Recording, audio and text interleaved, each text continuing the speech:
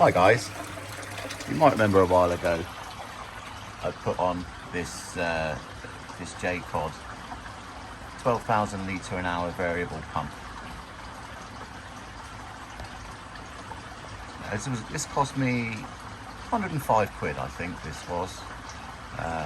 Pretty much the same price on eBay and Amazon. And so far it's been 100% reliable, no issues whatsoever.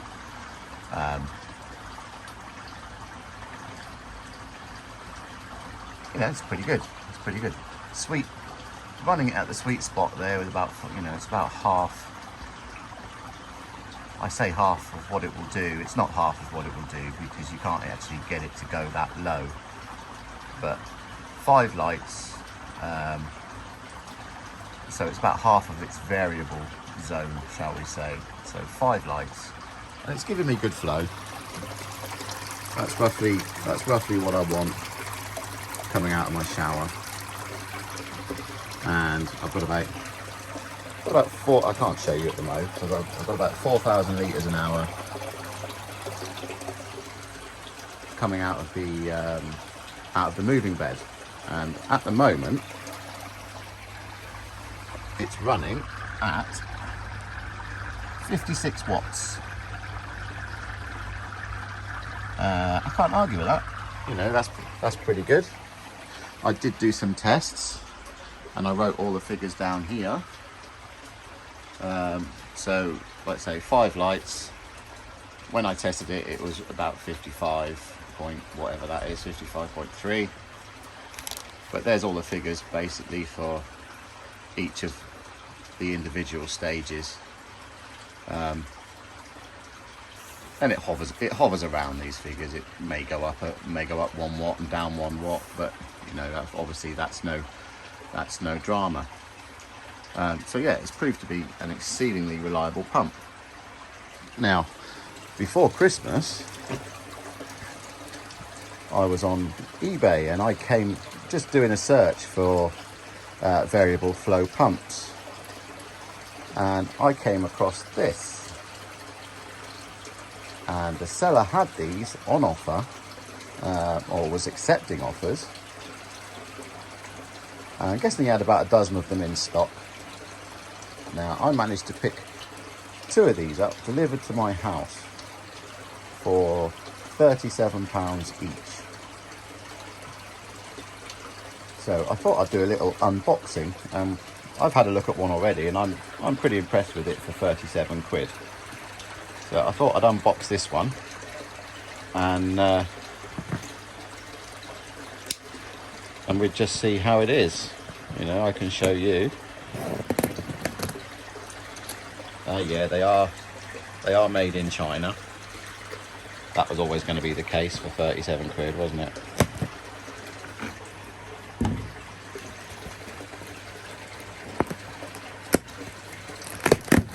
But I was suitably impressed. Certainly for 37 quid, I'm not going to grumble. So, the obligatory control unit. Not the biggest, but it's alright, as long as it works. UK power cable.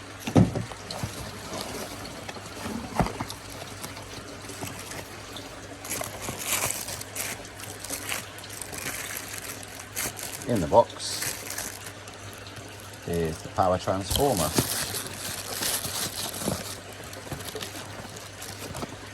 I won't get this one out because I am actually going to test these pumps and see what sort of power consumption they're using. So in the bag we have the pump.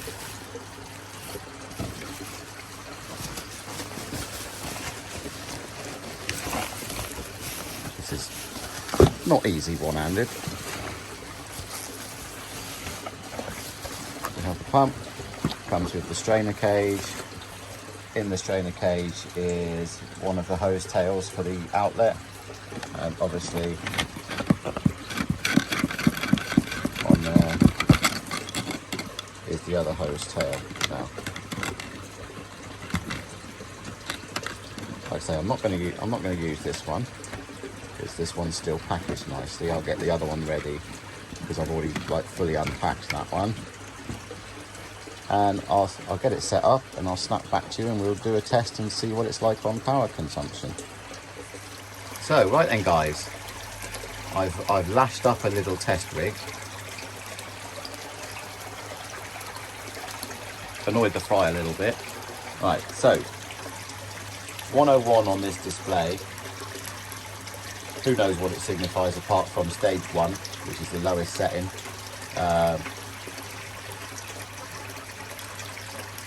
I can't say I know what the Chinese thought process was when they made this control unit, but that's what it's on. So 101.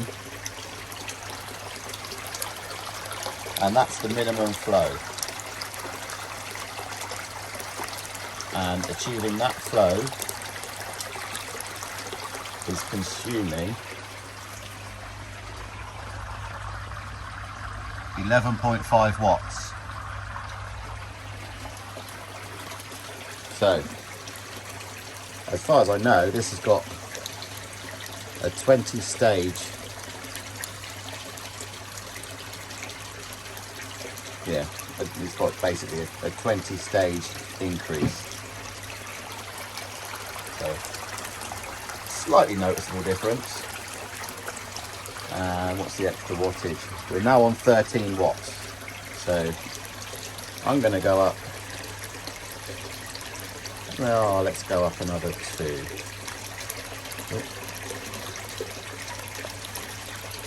There we are, we're on 104.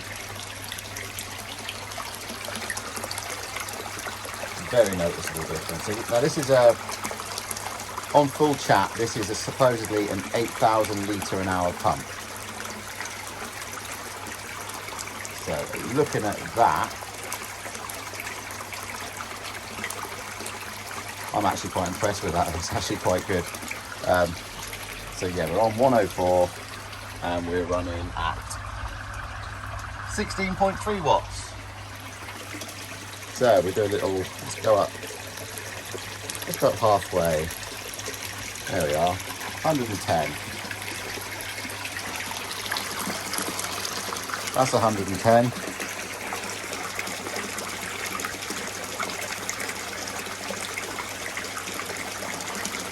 Typical, the fish absolutely love it. They do like swimming against something. And on 110, so 50%, we're drawing 29 watts. Now, I don't actually think that that's too bad.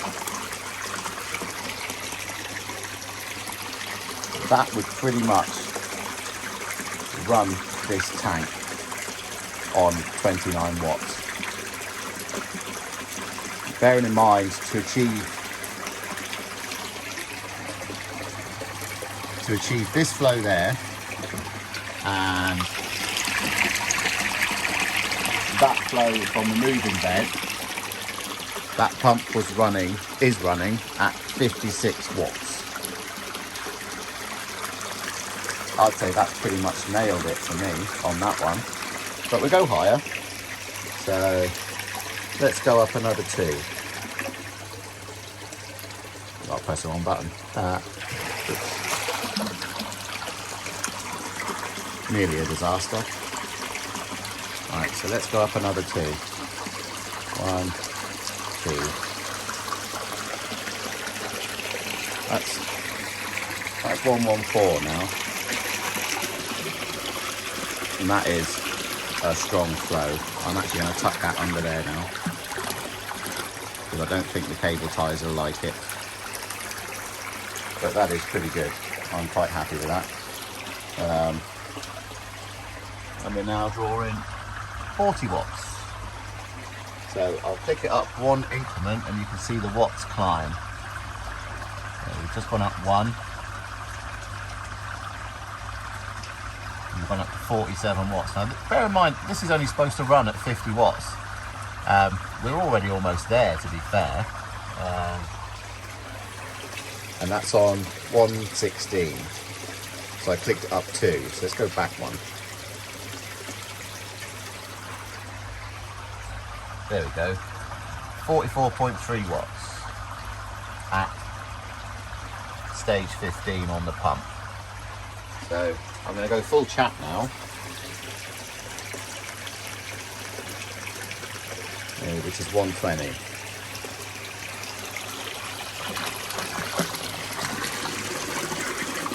That's what we're getting on 120.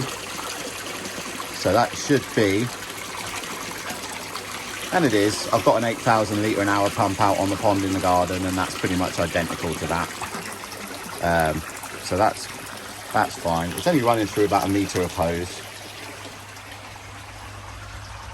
And there we are, we're on 51.8 watts. I'm not going to argue over 1.8 watts, it's just, you know, that's just silly. So that's 8,000 litres an hour. And let's go back halfway. That's about halfway. That's roughly where I would need to run that on this tank, I think.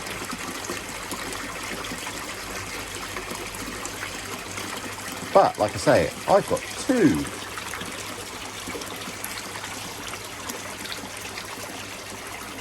Because I can't resist the bargain. So at 37 quid each, I thought it would be a bit rude not to. So I could run this one on that, which would be 29 watts. Oh, I can whack this one all the way down to 101, which is there.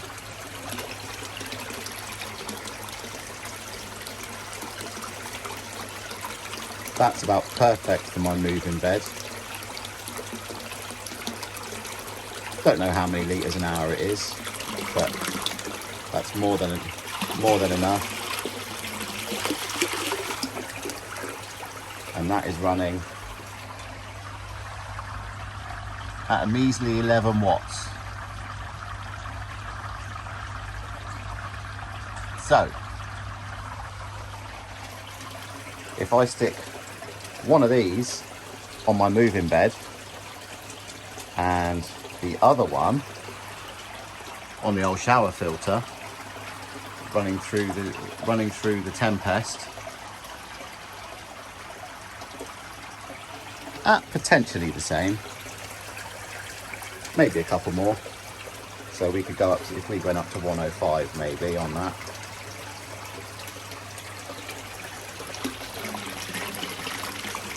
That would be about where I'm looking for the Tempest.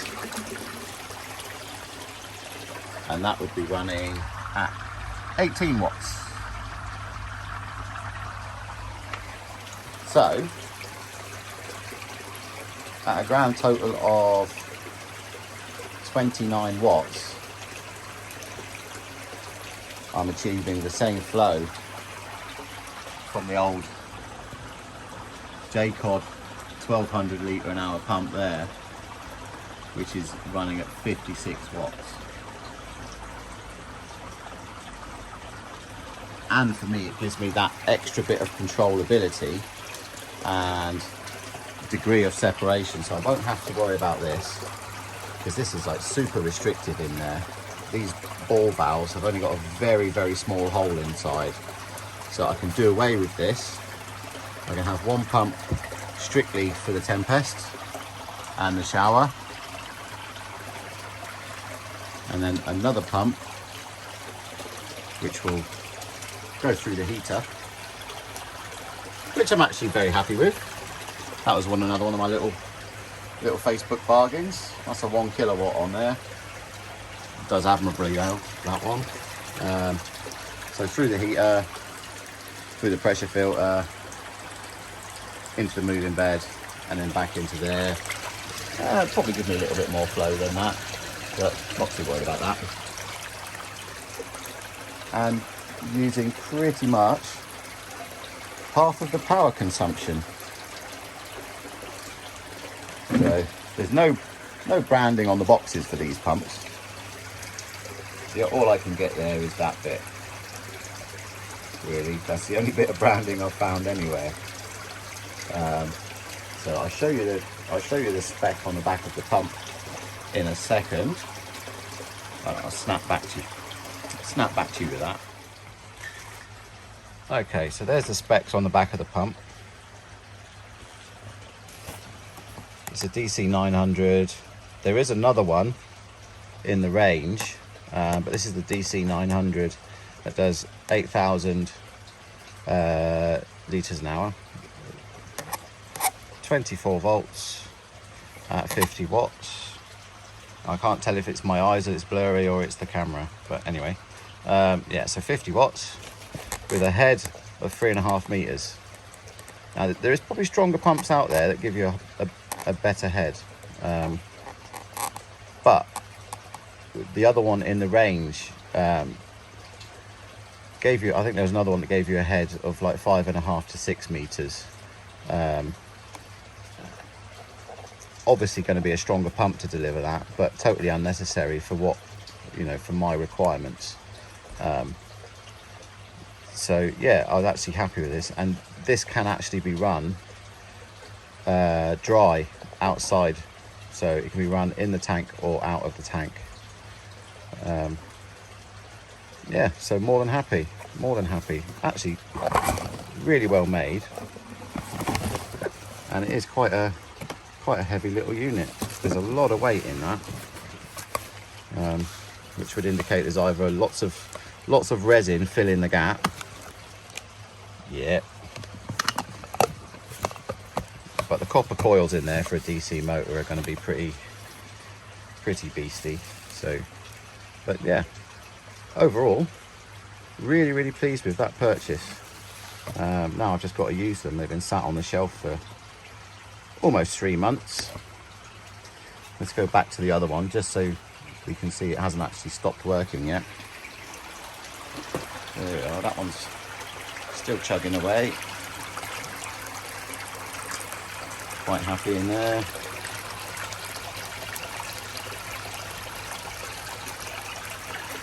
Cool. I'll disassemble my bodged up test rig now and get on to the next subject of this video. Right guys, so we get on to the second stage of this video. Now, every day I test my pH, and every day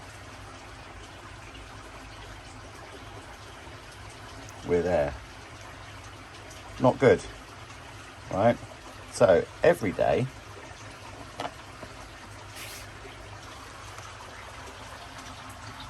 it gets a teaspoon of bicarb.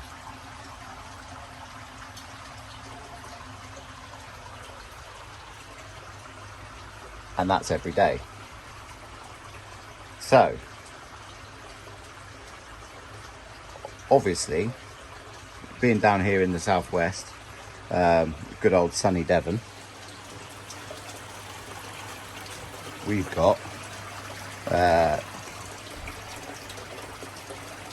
beautiful Dartmoor.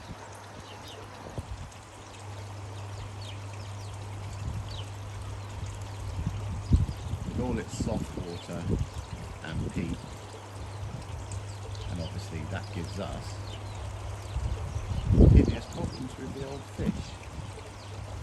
So my tap water comes out at a pH of 7, exactly neutral.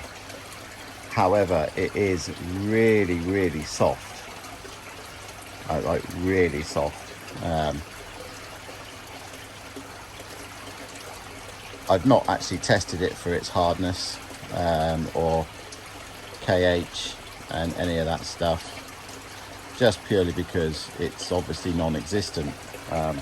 Now, obviously the bio loading on this with the moving bed and the shower filter and that lot of hungry buggers in there is quite immense, and that kind of bio loading is going to strip any of the KH reading out of the water. So literally every day I buffer it. I'll buffer it in a minute and show you that it's gone back to neutral. But every day I buffer that, and every day when I come out and dump me 10 pests, I have to stick another another teaspoon of bicarb in there. So the reason for this video is I'm going to try changing some of my filter media. Now in the shower it's full of alpha grog. It does absolutely nothing to buffer any of your water qualities or any of your water parameters.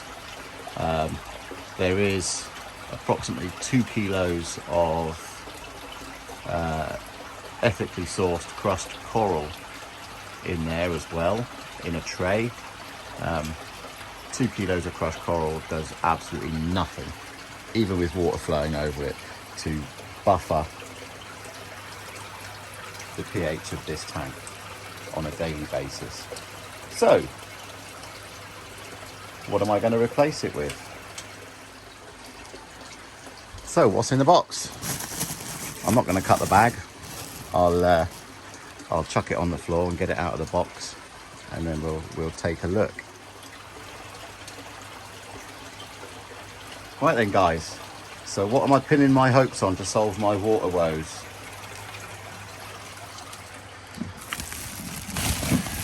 Good old pumice.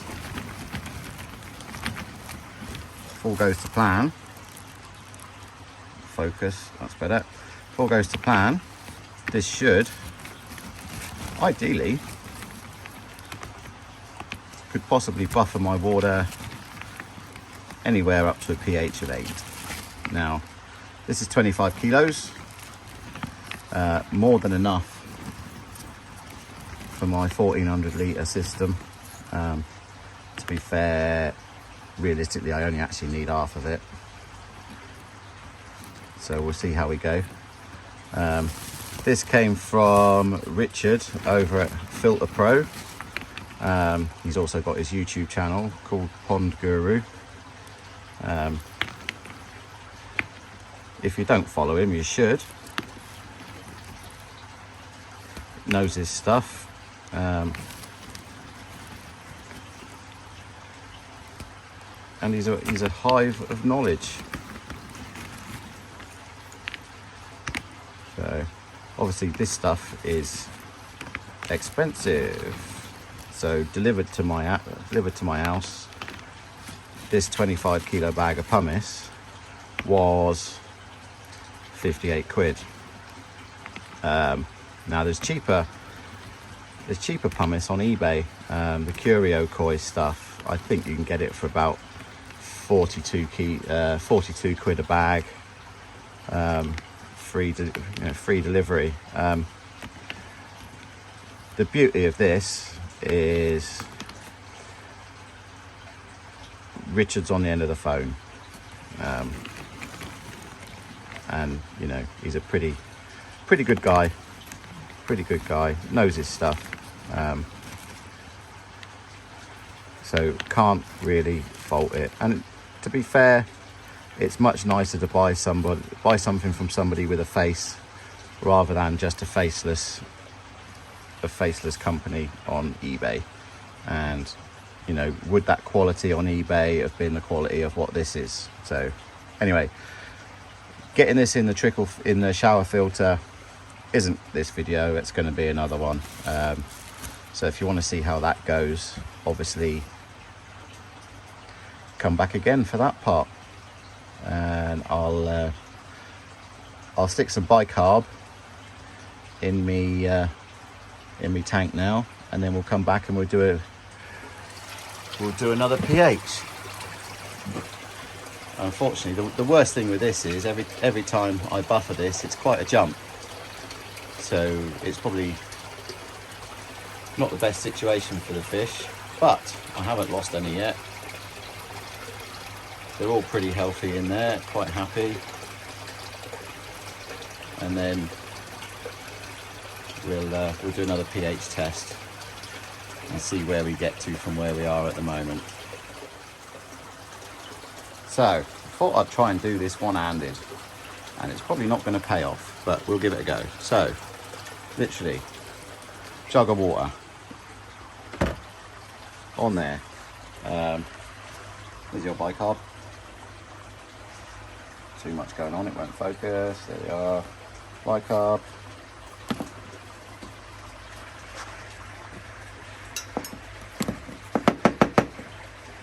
Am I going to do this? Well, I'm going to stick that in my fluff bucket for the tumble dryer.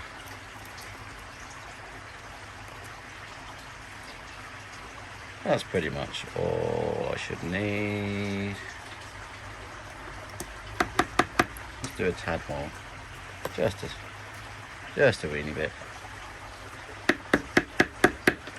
Give it a stir.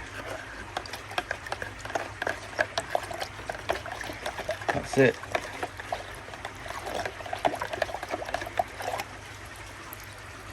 Gone.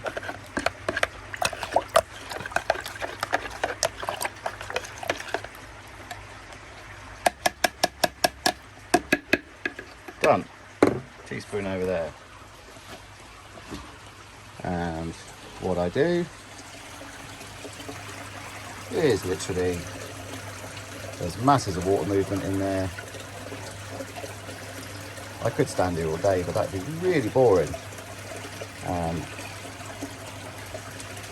Just chuck the flipping stuff in there.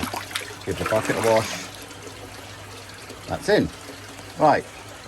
So I'm going to let the old water flow do its thing.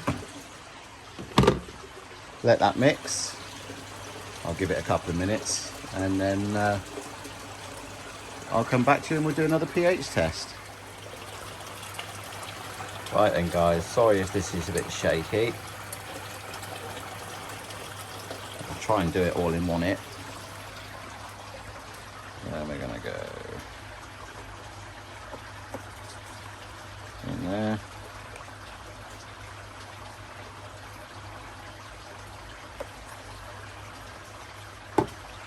Just make sure we got the right amount.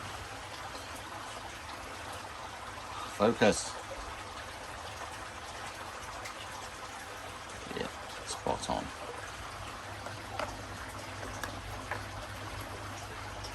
I have shook it. So that's for the wide range pH. We'll stick 5 of those in. If it'll focus. There we are. That one don't count. 1, 2, 3, 4, 5. Stick that in there, and then I can stick the lid on. Stick that lid on. Give it a shake. There we are, green. So that's as green as it ever goes. Bit strange, really.